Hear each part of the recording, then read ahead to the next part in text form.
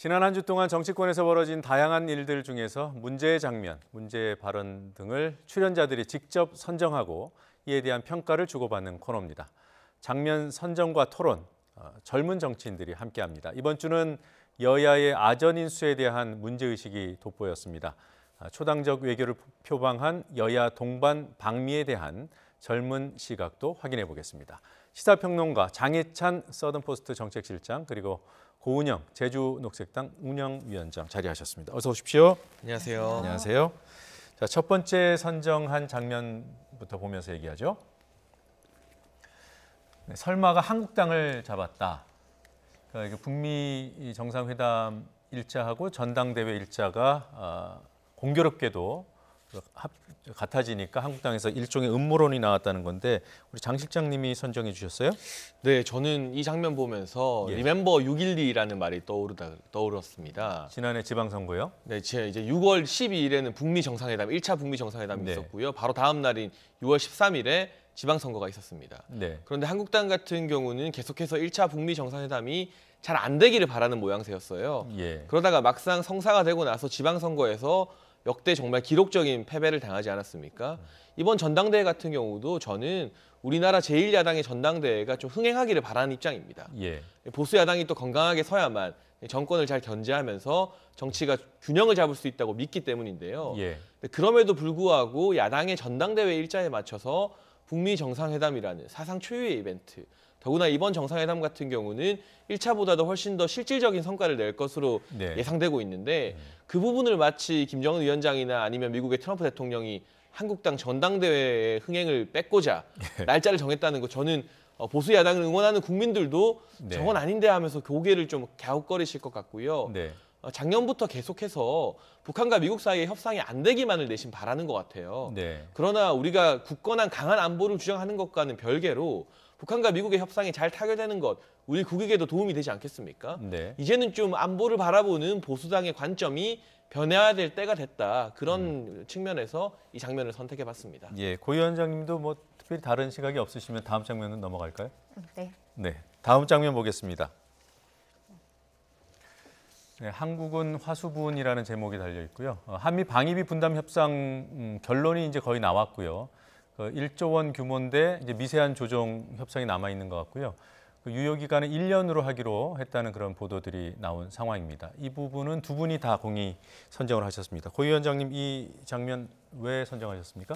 사실 회담을 앞두고 불가피하게 이렇게 협상을 진행을 했었어야 하는 그런 측면도 분명히 있다고 생각이 듭니다. 하지만 지금 계속해서 분담금 논의에 있어서 예. 굉장히 한국이 소극적인 자세로 챙겨야 될 것들을 못 챙기고 있다라는 생각이 드는데요. 예컨대 일본하고 한국 같은 경우가 분담금을 실제적으로 좀 납부하는 경우이고 다른 국가들은 사실상 어떤 공공요금 감면이라든지 간접비만 지원을 하는 형태입니다. 근데 한국 같은 경우에는 이렇게 미국의 요구에 따라서 묻지도 따지지도 말고 그 금액을 협상하는 데 있어서 소극적인 자세로 납부하는 이런 과정들을 계속 겪고 있는데 현재 그동안 사용되지 않았던 분담금 불용액, 불용액 같은 경우에도 1조 원이 넘은 상태입니다. 그래서 이런 많은 문제들이 있고 어떤 타당성 그리고 절차적 투명성이 보장되지 않은 상태에서 협상이 진행되고 있다는 점이 좀 가장 큰 문제로 좀 여겨집니다. 한국 정부의 협상 태도 자체에 문제가 있다고 좀 보시는 거죠? 네. 동의하십니까? 네, 저는 의견 동의하는 부분이 있고요. 네. 북미 정상회담 이전에 협상을 타결한 부분 저는 우선은 칭찬해주고 싶습니다. 그러나 많이 아쉬운 게 사실입니다. 우리가 이 분담금 협상을요, 처음 시작했을 때는 1년마다 갱신했었지만 최근 2번 동안은 5년마다 협상을 했었습니다. 상대적으로 협상에 대한 부담감이 상당히 낮았어요. 그러니까 이명박 정부가 들어서면서 2008년부터 5년 협상의 룰이 정해졌거든요. 그리고 2014년에도 5년을 협상했는데 그때 보면 2014년 우리가 분담했던 분담금이 9,200억이었고요. 지난해 5년의 마지막이었죠. 지난해 분담금이 9,600억. 그러니까 5년 동안 한 400억 정도만 인상이 되면서 1년에 한 80억가량 정도, 굉장히 낮은 수준의 인상으로 우리가 이 분담금 협상을 지켜내왔습니다. 그런데 문재인 정부가 들어선 첫 협상에서 1년 만에 뭐 수백억에서 1,000억 이상의 분담금 인상이 주어지는 것. 그리고 뿐만 아니라 협상을 이제는 5년이 아닌 미국의 요구대로 1년마다 하게 되면서 매년 우리가 재협상을 하고 인상률이 얼마일지 신경 써야 되는 큰 부담을 우리 모든 국민들이 떠안게 됐습니다. 예. 이런 결과를 낸 데 있어서 과연 문재인 정부가 그동안 주장하던 것처럼 한미 공조가 튼튼했다면 미국이 이런 식으로 돈을 더 내놔라. 그리고 5년이 아니라 1년마다 협상을 하자고 할 것인가. 이 부분에 대해서는 국민들에게 납득할 만한 해명을 정부에서 할 필요가 있어 보입니다. 예, 이제 이 방위비 협상은 사실상 타결 국면이고요. 다음 주 10일이네요. 10일에 가서명하니까 뭐 협상 결론은 나온 거고요. 그러니까 지금 두 분 말씀은 좀 아쉽다라는 거 아니겠습니까? 특히나 지금 장 실장님 같은 경우에는 1년 단위의 이 유효기간 주기가 우리 국익에는 매우 이제 손해라고 보시는 거고요. 그럼에도 불구하고 지금 뭐 미국과의 그 여러 가지 국제 관계 그리고 또 무역 문제도 다 얽혀 있고 우리 정부가 지난해부터 거의 1년 가까이 지금 나름대로 협상을 해왔는데 현실론을 좀 감안해 줄 수 있지 않을까요? 너무 박하게 점수를 주시는 거 아닙니까? 저는 현실적으로 네.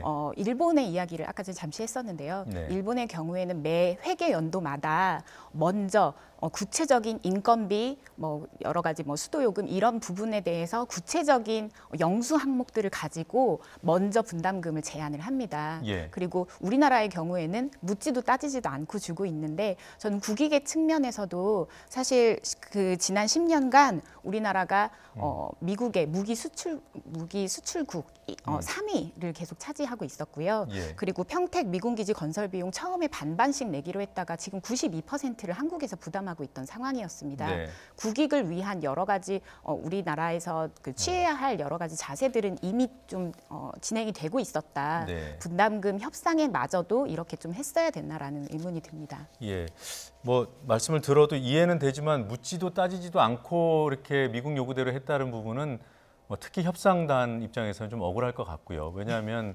10차례 협상이 계속 깨지면서 지금에 왔기 때문에. 근데 문제는 여론이 잘 안 일어났어요. 지금 우리 정부가 협상 카드를 쓸 수 있는 거는 이러다가 반미 여론이 비등할 수 있다, 너무 과한 요구다, 뭐 이럴 수 있는데 왜 이렇게 잠잠하게 협상이 진행되는 걸까요? 저는 사실은 뭐 비용이 증가한 부분 그리고 뭐 예. 1년마다 하는 것들 국가의 부담이 늘어난 건 사실이지만 사실은 우리가 미국에 조금의 더 많은 분담금을 내더라도 주한미군이 주둔함으로 인해서 대한민국 안보에 기여하는 역할이 크기 때문에 그 자체를 문제 삼고 싶지는 않습니다. 그러나 제가 지적하는 부분은 미국이 왜 1년마다 재협상 카드를 들고 나왔을까? 예. 그 사이에 문재인 대통령이 한반도 운전자론을 주장하면서 유럽 순방에서 미국과는 동떨어진 제재 완화를 해야 된다 그런 목소리를 내려다가 유럽 정상들이 다 거절한 바가 있죠. 예. 그리고 뭐 중국에 가서 우리가 중국몽에 동참하겠다 이런 연설을 하시기도 하셨고요. 그러한 일련의 어떤 미국 입장에서 봤을 때 과연 대한민국이 우리 동맹국으로서 미국의 어떤 주도하는 질서가 아니라 예. 새로운 또 뭐 아시아의 질서, 친중국 쪽의 질서 그런 것을 꿈꾸는 것은 아닌가 했던 그런 시각들이 이번 협상에서의 어떤 균열, 10번이나 이 협상이 파기되는 등의 그런 모습으로 나타낸 것이 아닌가. 그래서 정부는 틈만 나면 한미 공조가 아무 문제 없고 튼튼하다고 말하고 있지만 예. 이 협상의 결과를 봤을 때 돈을 조금 더 내고 이런 게 문제가 아니라요. 과연 이 중대한 비핵화 국면에서 한미 공조가 튼튼한가? 예. 그 부분에 대해서 좀 짚어봐야 된다고 생각하고요. 예. 한미 공조가 튼튼하지 않다면 북미 정상회담에서 미국이 대한민국의 이익보다는 미국의 이익, 그러니까 그들로서는 본토를 타격할 수 있는 ICBM을 해체하는 게 급선무 아니겠습니까? 그런 식으로 미국의 이익을 우선적으로 생각할 수 있기 때문에 이 부분은 돈의 문제를 떠나서 굉장히 중요한 문제라고 생각합니다. 네, 일단 국회 비준이라는 절차는 남아 있습니다. 네. 동의를 받아야만 이게 현실화되지 않겠습니까? 뭐 4월쯤에 그 동의안을 낸다고 하는데 국회가 거부해야 한다고 보시는지요?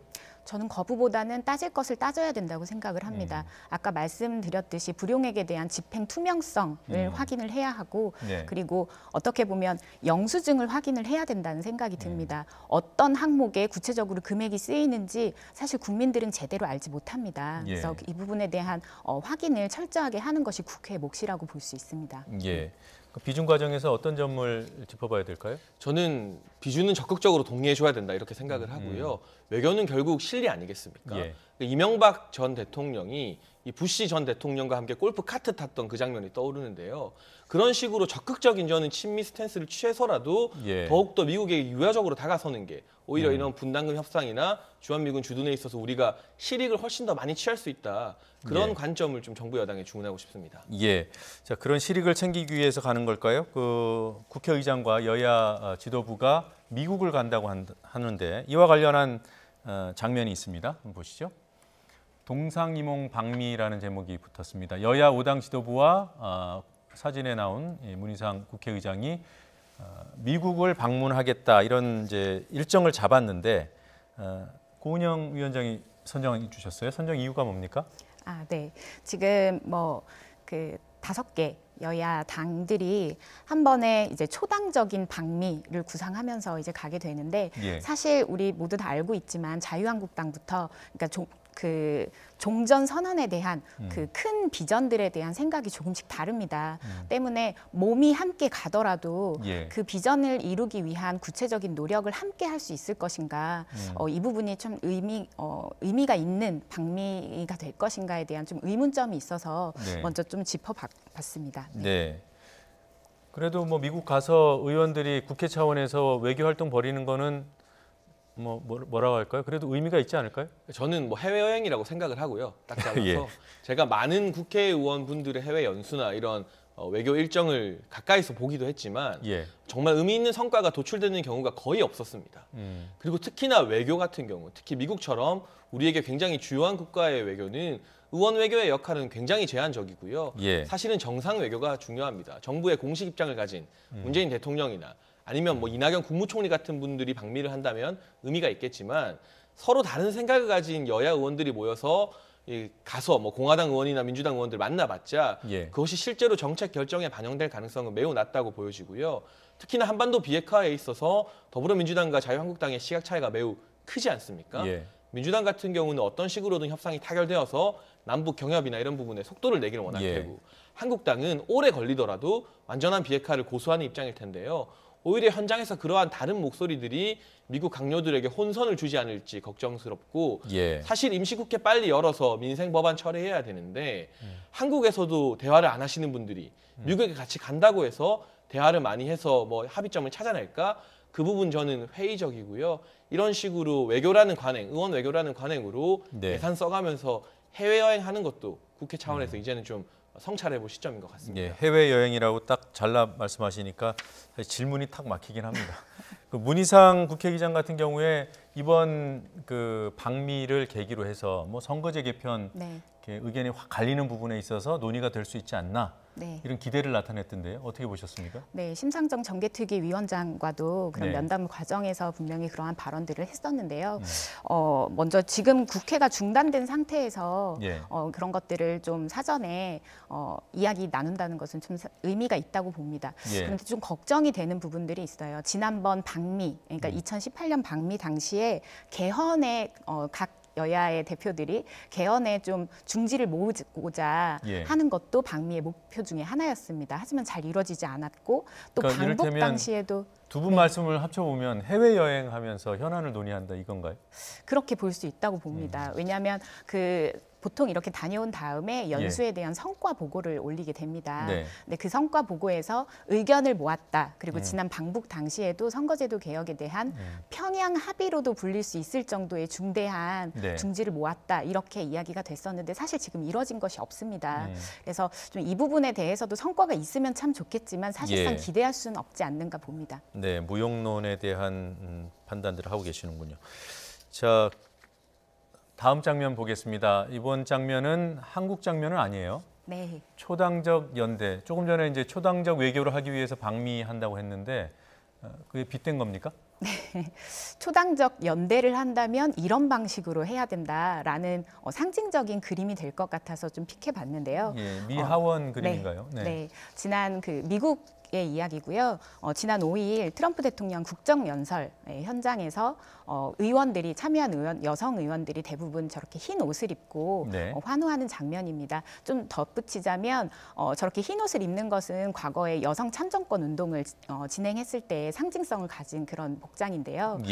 여성 고용률 향상이라는 대목이 나오자 저렇게 동시에 환호를 하는 그림입니다. 그 트럼프 대통령이 그동안 여성이나 사회적 소수자에 대한 좀 폄하 발언들을 하면서 하면서 문제를 많이 일으켰는데 네. 거기에 대한 항의의 표시이기도 하면서 어떻게 그 초당적인 여기서 좀 주목할 게 민주당과 공화당 모든 여성 의원들이 함께 참여한 캠페인이었거든요. 예. 그래서 좀 어떤 그 젠더 이슈에 대한 이런 연대긴 하지만 종북 선언이라든지 종전 선언이라든지 비핵화에 대한 의지가 분명히 있다면 이런 방식으로 네. 좀 그 초당적 이런 연대를 표현할 수 있지 않은가 해서 좀 골라봤습니다. 예, 알겠습니다.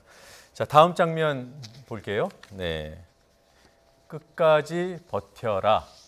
이건 우리 장 실장님이 선정하셨습니다.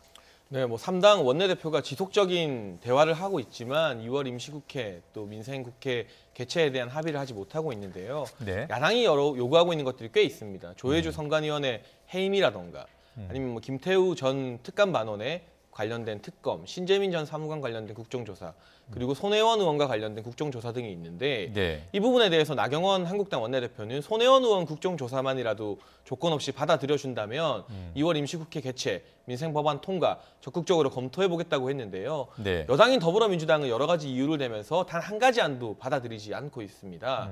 손혜원 의원 국정조사 관련해서는 국회의원들 전부 다 전수조사를 하자. 네. 그리고 특위까지 만들자고 하면서 이게 뭐 제도 확립화하는 취지는 좋지만 결국은 문제의 논점을 손혜원 의원이 아니라 국회의원 전체로 흐리면서 물타기를 하려는 게 아니냐 네. 이런 의견을 야당에서는 가지고 있거든요. 결국에는 민생 법안을 통과시키는 첫 번째 책임은 집권 여당에게 있습니다. 그만큼 정부 여당의 책임이 막중한데 2월에 임시국회에서 통과시켜야 될 법안들의 의미가 크다면 손혜원 의원 이미 탈당하지 않았습니까? 예. 손혜원 의원에 대한 국정조사를 왜 이렇게 수용하지 않으려고 하는지 그 하나만이라도 양보한다면 야당도 결국은 국회 문을 열고 들어올 수밖에 없을 텐데 이렇게 버티는 게 손혜원 의원이 정말 권력의 실세와 가까워서인지 아니면 다른 이유가 있어서인지 저는 홍영표 원내대표에게 질문을 던지고 싶습니다. 지금 국회가 공전되고 있는 상황에 더 1차적인 책임은 여당에 있다고 지금 말씀하십니다. 네. 어떻게 생각하십니까? 저는 조금 다른 이야기를 하고 싶습니다. 조금 다릅니까? 네. 네. 지난 12월 15일에 그 1월 국회에서 선거제도 개혁에 대해서 전면적으로 좀 다루자라고 여야가 합의한 바 있습니다. 하지만 1월 이렇게 지나갔고 2월도 이렇게 흐지부지해서 지나갈 것으로 이제 보이는데요. 사실상 빈손국회라고 얘기하시지만 저는 방탄국회에 가깝다. 이렇게 선거구 획정위원회에서 3월 15일까지 선거구 획정을 위한 안을 도출해 달라라고 분명히 요구를 했음에도 불구하고 그때까지 이렇게 방탄국회, 방어하기 위한 국회를 진행하려는 것은 아닌가. 이렇게 됐을 때 가장 유리한 것은 지금의 민주당과 한국당입니다. 때문에 바른미래당 포함해서 다른 야당들도 좀 이 부분에 대해서 강력하게 유감을 지금 표명을 한다고 생각하고요. 네. 결국에는 이렇게 좀 방어적인 그리고 국회 중단이라는 아무도 양보하지 않는 이런 상황을 초래한 것은 사실상 선거제도 개혁을 하지 않기 위한 어떤 꼼수가 아닌가 저는 그렇게 보고 있습니다. 예, 그러니까 바른미래당 등 야3당의 입장과 같은 네. 견해신데 민주당뿐만 아니라 한국당도 지금 이 상태를 어떻게 보면은 방관하고 있다, 즐기고 있다 이런 지적이신 것 같아요. 네. 그리고 참고로 그 선거구 획정위원회에서는 2월 15일까지 안을 넘겨달라고 요구한 상태이죠. 그래야 이제 3월 15일까지 획정위의 방안을 만들어서 국회로 넘기기 네. 때문에 자 어떻게 보십니까? 그럼에도 불구하고 여당은 또 상황을 풀어야 될 그런 책임이 있잖아요. 네. 지금 장 실장께서는 하나라도 좀 수용해서 물꼬를 트여야 된다라고 그래요. 그냥 가만히 있으면 되는 건가 어떻습니까? 사실 책임을 방기하고 있다고 생각을 합니다. 그 시각에는 동의하시고요. 네네. 네, 알겠습니다. 자, 이제 다음 장면 보겠습니다. 네, 사진 속 인물은 박근혜 전 대통령의 입으로 불리는 유영하 변호사. 이분이 인터뷰를 했어요. 존재감을 과시하다. 누구의 존재감을 과시하는 겁니까? 결국 또 박근혜 전 대통령이 한국당 전대의 핵으로 떠오르고 있고요. 네. 지금 황교안 전 총리가 사실은 친박 후보로 알려지지 않았습니까? 네. 근데 유영하 변호사가 TV 프로그램에 나와서 사실상 황교안 전 총리를 비판하는 황 총리가 친박 후보가 아니라는 투의 말을 했습니다. 네. 그러면서 방송 출연 자체는 박근혜 전 대통령에게 허락을 구했다고 말을 했거든요. 네. 결국은 지금 불미스러운 일로 구속이 되어서 재판을 받고 있는 전직 대통령이 여전히 이 자유한국당의 전당대회에 영향력을 끼치는 시도로밖에 보이지가 않고요. 네. 반대편에 서 있는 오세훈 전 시장 같은 경우도 출마의 변을 밝히면서 박근혜 전 대통령을 극복해야 된다고 말을 했어요. 네. 그러니까 한국당 전당대회의 프레임이 박근혜 전 대통령을 포용하고 갈 것이냐 아니면 극복하고 갈 것이냐로 갈리는 모습. 사실 우리 국민들은 이렇게 어려운 경제 현실에서 제1야당인 보수당이 과연 어떤 대안을 제시할 것인가에 더 많은 관심을 가지고 기대감을 네. 갖고 있잖아요. 그러한 컨벤션 효과가 정당 지지율에 드러나고 있는데 정작 유력한 당권 주자 후보들은 아직도 박근혜 전 대통령을 어떻게 할 것이냐에 골몰하는 이 모습에서 예. 저를 비롯해서 보수당이 잘하기를 응원하는 많은 국민들마저도 실망이 크지 않을까 싶어서 픽을 해봤습니다. 예. 고 위원장님도 시각이 비슷할 것 같아요. 네, 비슷하고 사실 이 뉴스가 픽되기 전에는 제가 주목을 하지도 않았었던 이런 뉴스입니다. 말씀하셨듯이 너무 과거에 그리고 지금 우리 사회에서 전혀 필요하지 않은 이런 논의들을 좀 반복하고 있다는 점에서 매우 아쉬움이 큽니다. 그런 측면에서 여기까지 하고요. 다음 장면 보겠습니다. 네, 아전인수. 뭐 1이라고 되어 있는 거 보니까 아전인수 2도 있는 모양이에요. 네. 일단 1부터 보죠. 더불어민주당과 자유한국당의 설민심에 대한 평가를 아전인수라고 평가하셨어요? 그러니까 지금 민생 법안 참 막혀 있고요. 네. 우리 경제가 어렵다는 데 대해서는 많은 국민들이 동의하실 겁니다. 우선은 지난해 고용률 지표가 이것을 증명하고 있고요. 네. 자영업 경기나 이런 것들 내수시장 참 좋지 않다는 게 여러 가지 지표로 드러나고 있는데 네. 그 부분에 대해서 정부 여당 같은 경우는 야당이 발목을 잡아서 민생과 경제 법안에 발목을 잡지 말라는 게 국민들의 민심이라고 말하고 있고 야당은 이렇게 엄중한 민생의 책임을 문재인 정부가 져야 된다. 예. 그 부분이 국민들의 민심이라고 완전히 다른 소리를 하고 있어요. 저는 이 여야의 입장이 사실은 어느 정도 맞다고 봅니다. 예. 야당이 적극적으로 국회에 협력하길 바라는 국민들도 분명히 계실 것이고요. 경제가 어려워진 데 대해서는 결국에는 여당의 책임이다. 정부의 책임이다. 예. 이렇게 느끼는 국민들도 많을 텐데 문제는 상대방의 입장을 헤아리지 않고 우리 편에 유리한 민심만 청취하는 것. 예. 그것이 우리 정치권의 고질적인 병폐가 아닌가 싶고 두 정당 모두 지금 민생이 매우 어렵다. 국민들의 민심이 좋지 않다는 데 대해서만이라도 공감을 한다면 예. 뭐 아까도 언급드렸지만 손혜원 의원과 관련된 국조를 받든 아니면 다른 국정조사나 특검을 하든 무슨 수를 내서라도 국회를 열고 이 경제를 좀 낫게 하기 위한 그러한 방안, 머리를 맞대야 되는 것이 아닌가. 서로 남탓만 하고 있는 사이에 네. 경제 지표가 계속 안 좋아진다면요. 여당이 가장 큰 책임을 지겠지만 이 야당마저도 이런 사태를 방기한 데 대해서는 국민들이 심판을 할 것이라고 생각합니다. 예. 고은영 위원장도 아전인수 사례 하나 더 픽을 하셨어요. 네. 어떤 내용입니까? 네, 지난 설날 민심 전달 그 똑같은 내용을 좀 다루면서 민주당의 민주당 소병훈 의원께서 이제 한국의 경제 성장률 2.7%가 OECD 국가 중에 1위다라는 예. 발언을 했는데 사실 이게 굉장히 왜곡이 된 상황이었습니다. 정확히는 미국 빼고는 1위라고 했죠. 네네. OECD 홈페이지에서 2018년 통계는 지금 당시에 이제 4개국만 이제 32개국 중에 4개국만 오픈이 된 상황에서 그 네. 통계를 좀 왜곡한 이런 것들이 있고요. 반대로 황교안 총리는 5일에 네. 설 연휴였는데 세계 경제의 파트가 이렇게 있는데 그 중에서 어떤 지금 우리나라 2.7%이 경제 성장률이 최근에 몇 년간 가장 낮은 성장률이었다라는 이제 발언을 합니다. 네. 그러면서 경제 성장에 대한 좀 공격을 하는데 사실 OECD 그 통계 기준으로 보면 지난 2018년 중순 정도에 네. 세계 경제 성장률을 0.5% 전체적으로 낮춰서 잡았습니다. 그래서 이렇게 아전인수 그러니까 서로 해석하고 왜곡하는 부분에 있어서 너무 좋은 위주로만 이렇게 하는 것은 아닌가 생각이 들었고 예. 사실 제가 2008년 그 리먼 브라더스 그리고 뭐 모기지 사태 그 당시에 미국발 금융위기 당시에 그때부터 취업을 해서 한 9년 정도 직장 생활을 했습니다.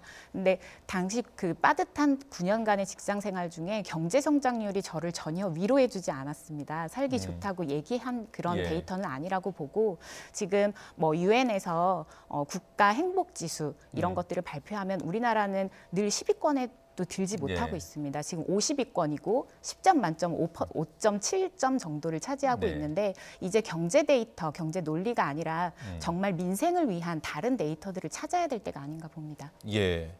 이 사안에 대해서 어떻게 보십니까? 저는 아전인수 2가 아니라요. 혹세무민이라는 제목을 붙여야 된다고 생각하고요. 그러니까 경제 성장률이 중요하지 않다고 말씀하셨지만 그럼에도 불구하고 정확한 통계는 우리 국민들의 삶에 많은 영향을 끼칩니다. 예. 그런데 지금 이 민주당 소병원 의원이 이 통계가 제대로 드러나지 않은 것을 자의적으로 해석한 것 굉장히 문제인 것 같고요. 예. 아직까지 OECD에서는 작년 경제 성장률에 대해서 모든 국가에 대한 수치를 제시하지 않기 때문에 네. 이제 2018년 성장률 전망치라는 것을 OECD에서 공통으로 사용합니다. 네. 이 부분 대한민국은 2018년 36개국 중 21위를 기록했습니다. 네.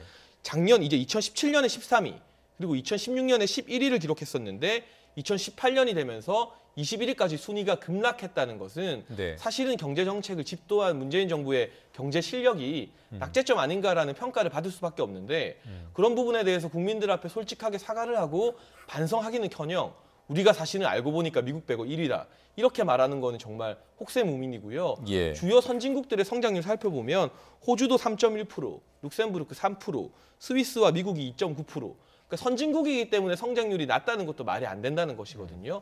지금 민주당이 계속해서 우리 경제는 괜찮은데 보수 언론이 왜곡하는 거다. 이런 주장을 하고 있는데요. 정말 힘들어하는 국민들 앞에서 우리가 그동안 경제 운영을 잘못했지만 예. 앞으로는 잘하겠다. 이런 좀 솔직한 태도를 보여줬으면 좋겠습니다. 예.